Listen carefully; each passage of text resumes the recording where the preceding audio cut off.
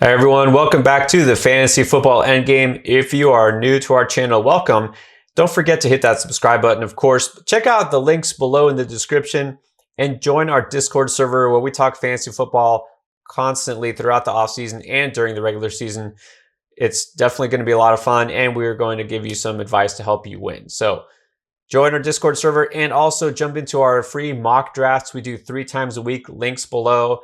Join us as we prepare you for this season. All right, now today we're here to talk about must-have players. That's right, there's a lot of choices on draft day, but these are some of the players that we absolutely feel must be on our roster whenever we have the chance. All right, Chris, who's your first choice? I'm going with a wide receiver, and that's Allen Robinson of the Bears. I feel like this guy doesn't get the respect he deserves in fantasy, puts up top 10 fantasy seasons every single year, and it doesn't matter who he plays with. Mitch Trubisky, Nick Foles, Blake Bortles, Mike Glennon. It doesn't matter. This guy gets it done. But there's reason to think his ceiling could be top 5 this year, and here's why. I get it. Right now, people are thinking, oh, man, he's going to have to play with Andy Dalton. Well, like I just said, this guy gets it done with any quarterback anyways. But Justin Fields is coming. And if you saw that preseason game, yeah, it was against the second and third stringers. And sure, he wasn't perfect, but he's a rookie. But you could see what this guy brings to a football team, what this guy brings that Andy Dalton does not. That's going to elevate Allen Robinson and all these pass catchers to another level. And who is Allen Robinson competing with for targets? I mean, yeah, he's got Darnell Mooney there, who I like, who's nice, but not an alpha guy.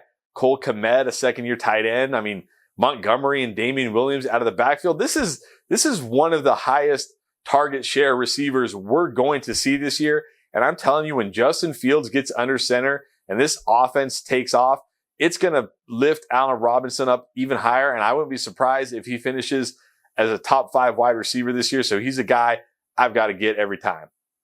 Yeah, I'm with you on that. Allen Robinson, doesn't matter who's at quarterback really, but no disrespect to Mitch Trubisky, but I think it's safe to say he got an upgrade this year with Justin Fields for sure. Now, you talked about receivers with very little competition for targets. So one of my favorite players, if you've ever listened to anything I've ever said, I kind of have a soft spot for DK Metcalf. Knew he was going to be a stud from the moment he was drafted, and he has been, and he's just getting better. Okay, so this is a guy who we have not seen nearly the best he has to offer yet. And also, kind of like with the Bears, the Seahawks, there's no competition for targets. There's Tyler Lockett. And what else? I dare you to name more than one receiver besides those 2 on the Seahawks. You can't do it. All right, tight end, bringing in Gerald Everett, fine. I actually like Everett as a sleeper this year, but still, let's face the fact that Metcalf is the number 1 target there, and he's going to get still lion's share of targets. In fact, when you look at air yard percentage for teams' total targets, DK Metcalf was number 1 in the NFL in team air yard share. That's right. That means out of all the yardage Russ Wilson tried to throw for, most of it went to Metcalf, more so than anybody else. This is a guy who will be a threat in the red zone, be a threat down the field deep, be a threat everywhere on the field because he's constantly getting open and he can body any DB that tries to get in front of him. So love Metcalf, as I've made clear, but also feel like he has to be in my roster because he is going to be a top 5 receiver with the potential to be the number 1 guy. All right, I'm not saying for sure set in stone it's going to happen, but I wouldn't be surprised if it does. But absolutely feel like Metcalf is a guy who's going to just keep getting better. And considering he had 1,300 yards and 9 touchdowns last year, that's a guy I definitely want on my roster. All right, let's keep it rolling, Chris. Give me another must-have player. Yeah, I'm going with a tight end. We all know Travis Kelce is the locked-in number 1 tight end, but the thing is you're going to have to spend a first-round draft pick more than likely if you want Travis Kelce. And if you're not willing to do that, which I understand, just grab Darren Waller, who I think will be almost as good as Travis Kelce this year. And if you look at down the stretch, he almost was as good as Travis Kelce. This is a guy who's basically his team's number 1 wide receiver. I know Henry Ruggs is there and I know Bryan Edwards is there, but we're talking about year 2 wide receivers who did very little in year 1. Could they break out? Sure. But it's not going to change the fact that Darren Waller is Derek Carr's number 1 target. And that's going to continue. And I think, Darren Waller, yeah, I get it. He's going, second, third round. but I think he's totally worth it because I think he can finish just as high as some of those wide receivers who he's being drafted around. In fact, last year, if I'm not mistaken, I think he finished if he was a wide receiver, I think he would have finished as the number 6 PPR wide receiver. So this guy, you don't have to worry about, I take a tight end, I miss out on one of these wide receivers, because he kind of is one of those wide receivers, but he's at a position that really is very top heavy and then falls off a cliff. So to me, yeah, Travis Kelce, obviously locked in number 1 guy, but if you're not willing to spend that first round pick, which sometimes I'm not, I'll grab Darren Waller and I'll feel great about it. I think he's going to have a very good season this year. I'm not going to say he's going to outscore Travis Kelce because I'm not crazy and this isn't our bold predictions video, but I think he comes close. All right, well, I'll follow suit with a tight end, a guy I absolutely want to have. If you don't want to spend a first or second round pick, maybe third, depending on where those guys go, and still get a guy who could be a top 3 tight end, I'm talking about TJ Hawkinson. Been saying this for a while, that he's going to be the number 1 receiver in Detroit. Detroit's not going to be a good team, right? Let's just get that out of the way. We know this. That means they're going to pass more than run, most likely, and most of the time.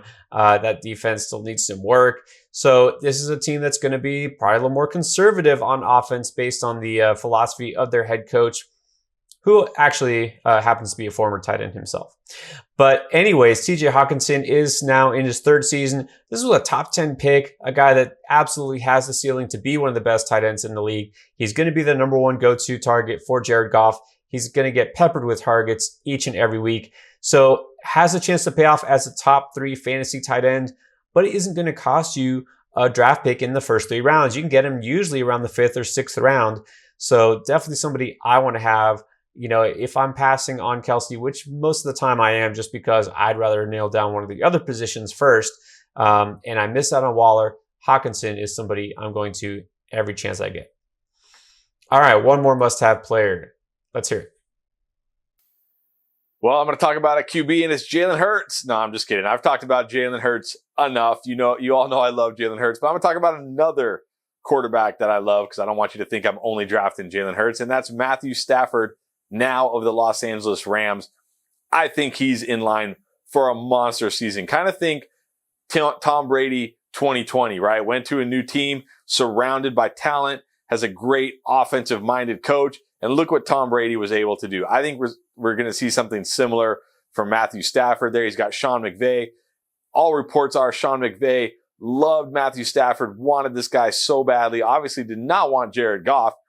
He's got Robert Woods. He's got Cooper Kupp. They brought in Deshaun Jackson, Van Jefferson, Tyler Higbee. He's got weapons all around him. I think this offense is set up for success. I've talked about it. I think they're going to be at worst a top 10 offense. I think they could be a top 5 offense.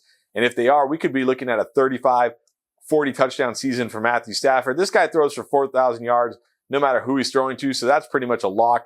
I think this guy's going to finish as a top 10 quarterback. I'm taking him over guys like Brady, Tannehill, every single time. I just think he's going to have a monster year. Well, there's only one quarterback I'm taking this year, and that's Tua. But that aside, I'm going to go actually back to receiver. I think being a little bit undervalued, and I think that T. Higgins is not only going to be the number 1 receiver in Cincinnati, he's going to be a guy who far exceeds his ADP, has a chance to really be a top 10 receiver in fantasy. I firmly believe that. Went for 900 yards last year as a rookie. Let's not forget, that was with half a season of Joe Burrow. All right, so he still managed to be productive, over 13 yards per reception. This is a player who has big playability. He has that long frame that he can make plays in the red zone.